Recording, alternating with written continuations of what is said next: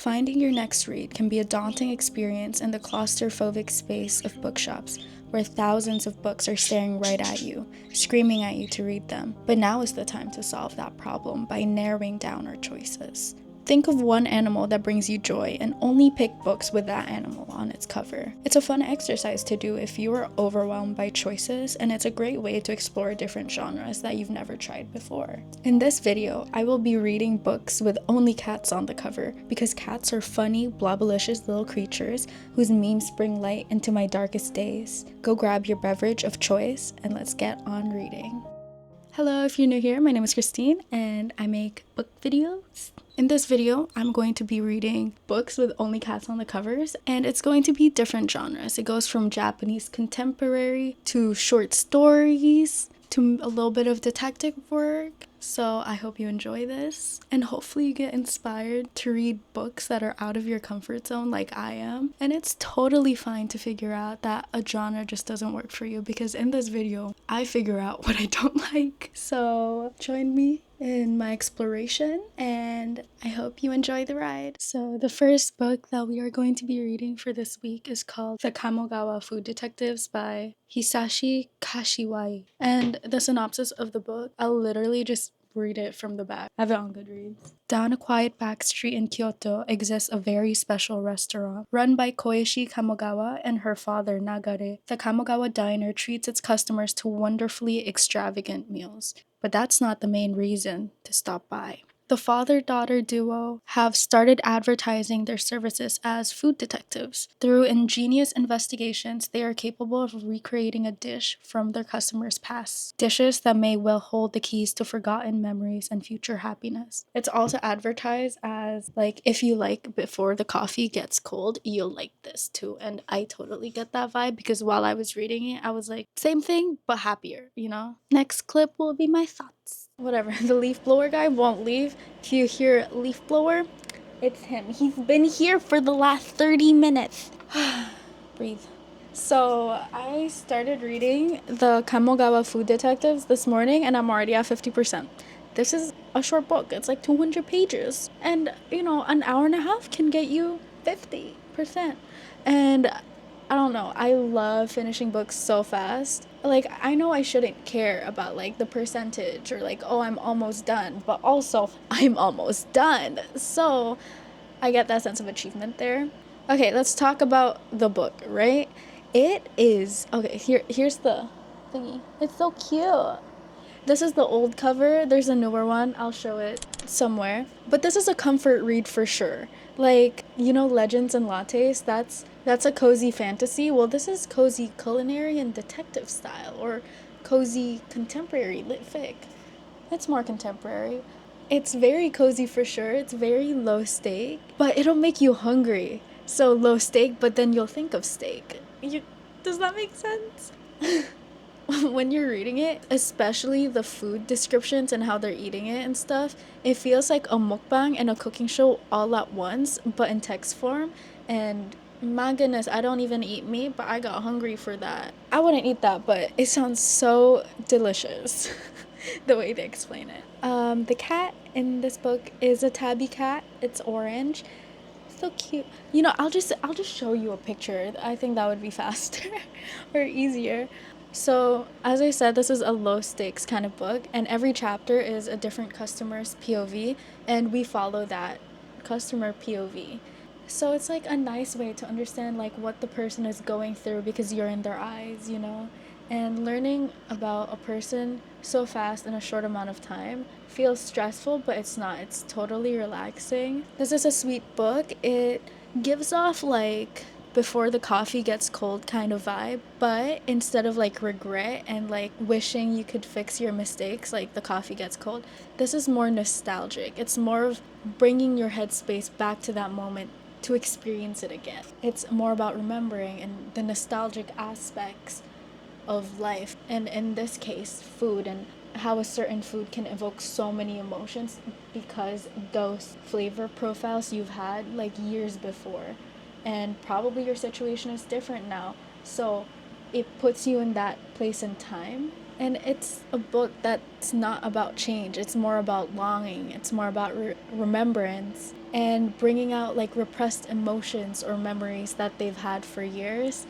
And I feel like that's a really nice and interesting way to learn about someone's story. So, this little restaurant, right? I don't even know how they're getting customers because the only piece of advertising they have is from like a magazine called Gourmet Monthly, and it's only one sentence. All it says is Kamogawa Diner, Kamogawa Detective Agency. We find your food. That's it. No location, no contact information. And literally, the outside of the restaurant looks abandoned and it just looks really eerie. But once you get in, it's like comfy. But literally, the outside is like not great. Like, honestly, sus. And there's no sign or anything. And once you get into the restaurant, the first time customers, right, they get a set menu. They don't even get to choose what they eat. It's like, here you go. All the owner asks is, hey, do you have any allergies? What do you not like eating? But other than that, it's a set menu. I don't think this book should be read in one sitting. Like, yes, you can do it. Yes, it might just take 3 hours or even two, but there's like a structure to every like chapter or like every story. It gets very repetitive. I definitely recommend that you read this like as a side read. Like, have a book that's relatively long or something that you get a little bored with, and then have this like consume 1 or 2 chapters at a time. Don't binge it. You want to know their story, but you don't want to learn like 8 stories in one go. So read this in moderation to fully absorb the emotional aspects that it could give you.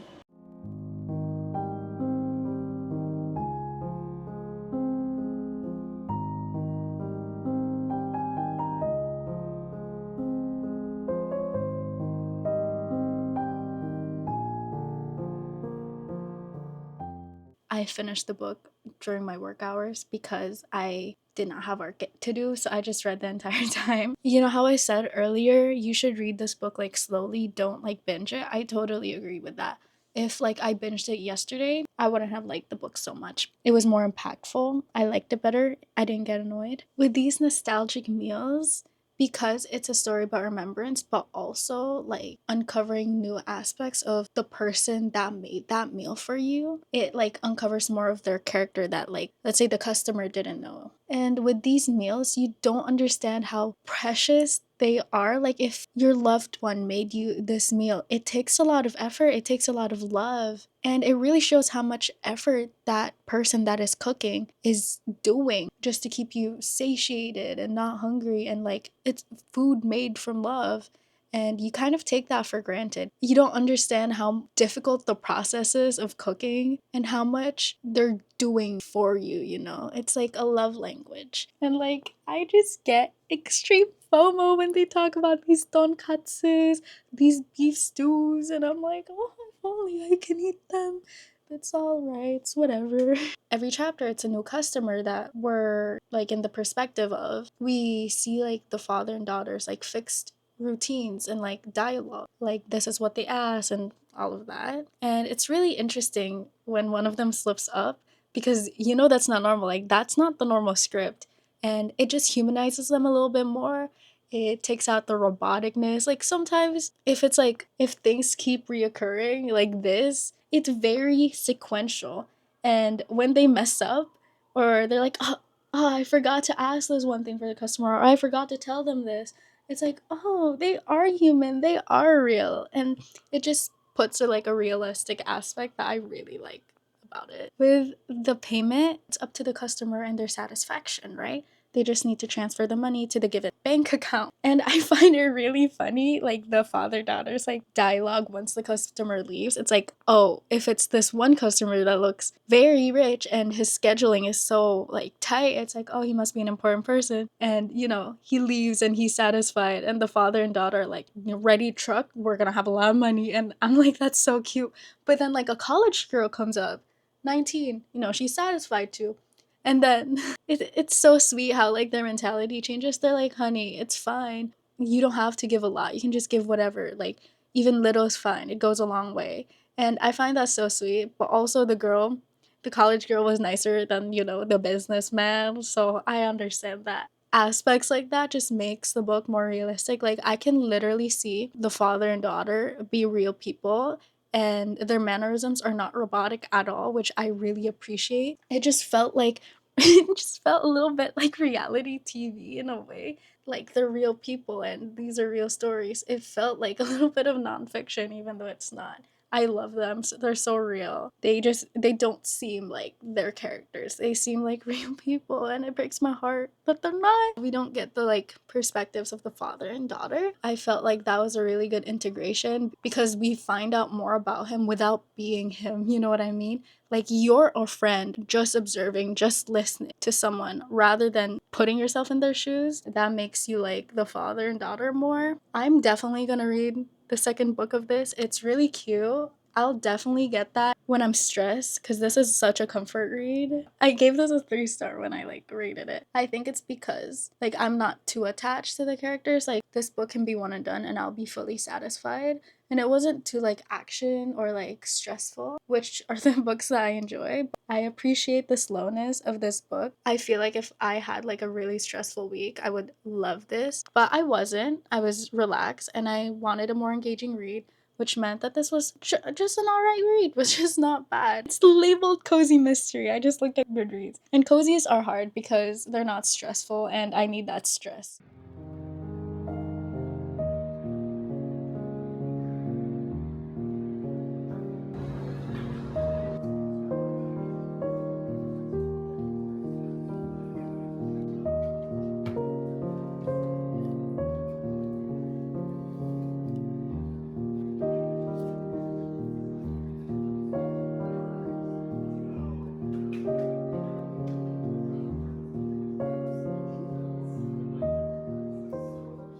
What's up, what's up, what's up?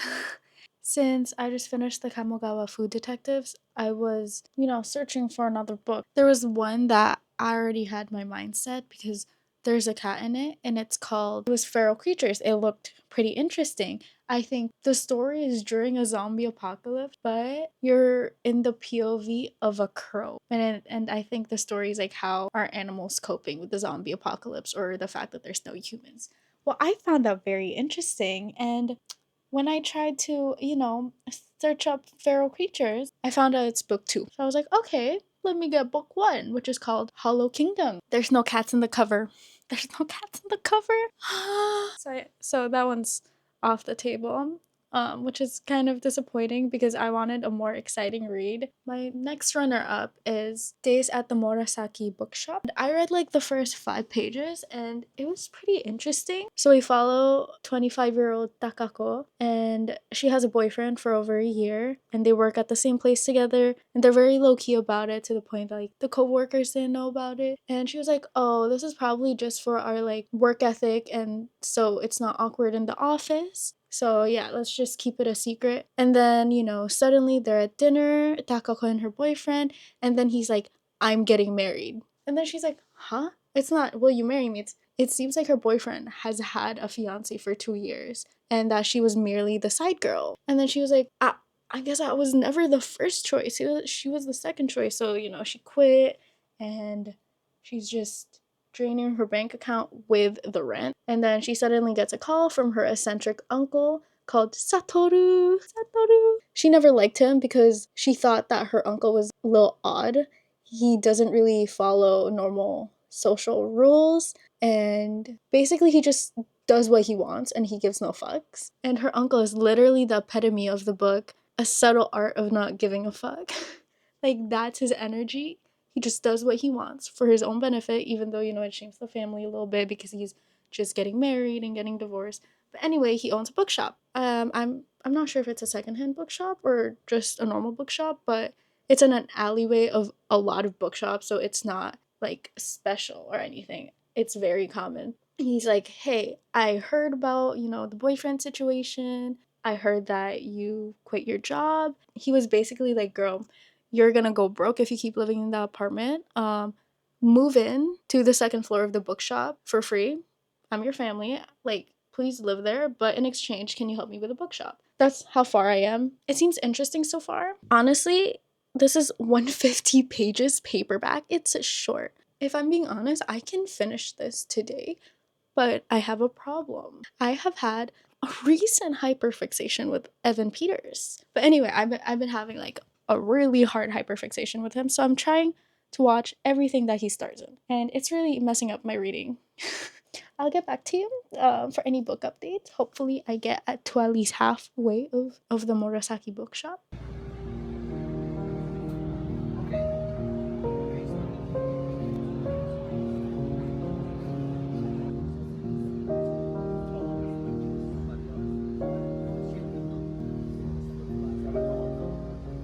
Oh boy, do I have something to say. I'm like at the 50% mark, and this book was growing on me. Like, I loved our main protagonist. I loved her uncle. I loved the community that she was around in, and like I was falling in love with the world. I understand the appeal because it puts you in this world that is realistic, that you can literally just put yourself in, and it's a calming world, so it's opposite of the stressors of real life. So it's a great book to just turn off your mind and be transported into.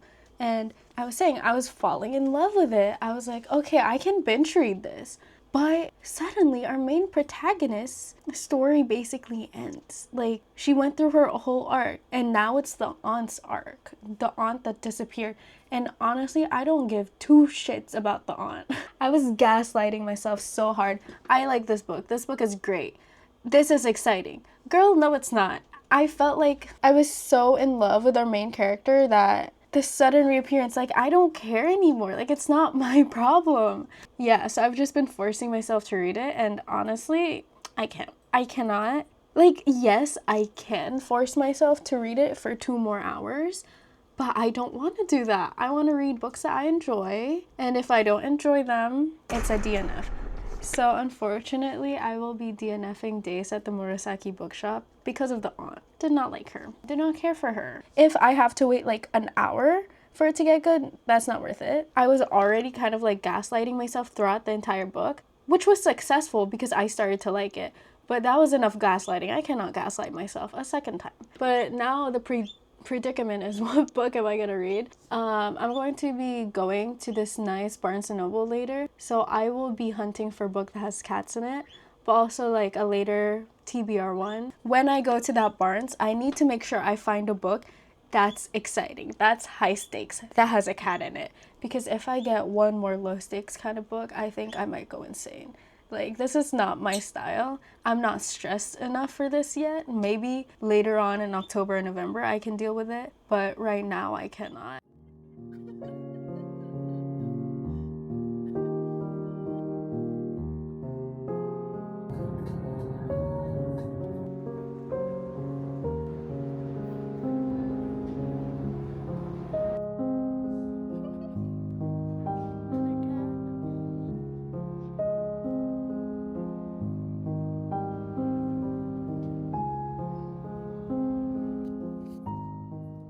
In Barnes, I got this. It's Old Babes in the Wood by our lady Margaret Atwood. She is the creator of The Handmaid's Tale. I didn't know she made a sequel for it, but there is a sequel for that. Okay, I'm gonna read the back. These 15 stories explore the full warp and weft of experience, looking deeply into the heart of family relationships, marriage, and memory. I found that was so cute, right? I was already on a roll with the short stories when it came to the food detective, so I was like, why not? And there's a cat, so we're in the theme. And I love the feeling of this book. It's matte but textured matte. It's not smooth, and I just love the touching experience of it. But because like I bring it everywhere with me, I brought it yesterday to the city, so the commute kind of like roughed it up a little bit, but that's like completely fine. So the first story for this was interesting. It was just talking about like these 4 friends and their life together. Our narrator basically explains all of their stories. Like, imagine you're in a campfire and she is just trauma dumping and just explaining all their life from like the beginning of their friendship to the end. And it gave me a little bit of like A Little Life vibes, but not as depressing. It's more interesting. Like, oh, this guy went to war and this guy became a womanizer, I don't know, or he was in the French Revolution. Literally, this all happens within like 30 pages, so it's really fast paced, but it's also like not too fast, so it's like really amazing, the pacing. And this third story, I'm like I'm like wowed by. It's basically like an interview kind of like, it's an interview type format, and the interviewee is Margaret Atwood herself, and the person she's interviewing, with the help of a medium, she contacts George Orwell, the creator of Animal Farm and 1984. Yeah, 1984. But it's really interesting to like listen to their dialogue, and she talks about how like in his books, like he's spot on with the dystopianness of like the real world, like constant surveillance on the internet, or like dictatorships and like silencing certain beliefs, and that still happens. And she's like explaining the modern day to him, but also like going deeper into his books and philosophy. And I'm like, this conversation is so intellectually sound that my brain cannot process it without like underlining things. Like, I would love to do like a close reading essay on this book, or like a specific short story, because she does a lot. I'm really enjoying this, and because it's short stories, it's like you don't get bored. Like, okay, if you don't like this one, finish 30 pages, then you move on to the other. I'm really enjoying this. I hope to finish this today.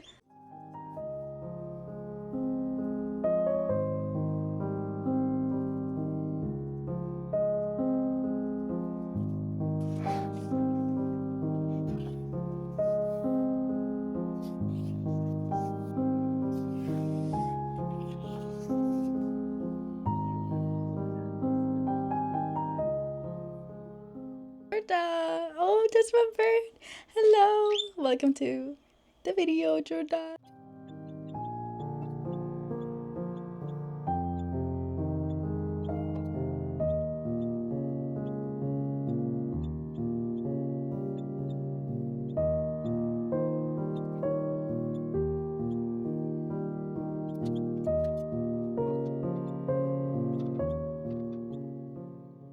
Hello. So I finished Margaret Atwood's Old Babes in the Woods, and I honestly loved it. It was very like sophisticated, and the themes were very unique. Not just the themes, actually, also the stories. They're really fascinating. I'll talk more about the what kind of stories you can expect in a little bit. This is a great book. I would recommend it, especially for people that haven't read much. Each story is around 10 to 15 pages long, so it's short stories. While I did love most of the stories in this book, my only gripe with it is the fact that short stories. It's totally my fault though, because this whole week I've only been reading essentially short stories, and it's really bothering me because I get into like one story in here, right? And then once I'm like really in it, it ends and the next story begins. And I'm like, please, we could have had a whole novel with that, but we didn't. The same with the Kamogawa Food Detectives. This book, you shouldn't binge it. Have it alongside a longer book, and this is like, you know, a sweet treat, like dessert, essentially. But yeah, if you take your time with it, you'll love it. But because I didn't, it's a 3-star. But if I go back into this later on in the future when I'm reading a tough book, I would probably upgrade it to like a 4. The stories are so unique, right? There's one about soul reincarnation. The soul of a snail gets transported into a human's, a 25-year-old female, and it's just the snail being confused. They don't want to eat. They get rushed to the hospital for severe dehydration and malnutrition. The snail just feels gross being in this human body, and they don't want to do anything. So I felt like that was really fun to read. Another thing that was really fun to read was there's a sexually transmitted disease that basically makes AIDS, herpes, and all of the other STIs that we have look like the common cold. Like, this STI wiped the entire human race. Like, imagine the zombie virus outbreak, but with STI. The short story is about how civilization is dealing with this issue, and how are they going to repopulate, how are they going to segregate. Really interesting. It also becomes like a little culty, and it's like a lot of like talk about sinning, don't do this, hide them because they're gonna get sinful ideas. There's also another story in this that's where our narrator is an alien that is trying to take care of a human, and they don't understand how, and they tell this human a story of like a fable from Earth, but the alien doesn't know how to translate certain words, so they say like pseudopods instead of kids, and they don't know what horses are, so it's just like these four-legged creatures, what are they? And it's really cute the way like our alien creature is trying to like communicate with the human that's like cowering in fear. There's also a story about Hypatia of Alexandria, and it's her narrating her violent disembodiment and like an out-of-body kind of viewpoint. That one is really gruesome. They talk about like gouging her eyes and like skinning her with clams, and it's just her trying to figure out the mindset of the people that were like doing those things to her. It's like, how are you going to go home with your wife knowing that that happens? To even talk about it during dinner, or will you even forget about this day? It becomes like a critique of like also like saints and martyrship, because she just finds the idea of killing someone brutally but then masquerading them as like a saint with different features to make them look like more beautiful. And that was a really insightful read.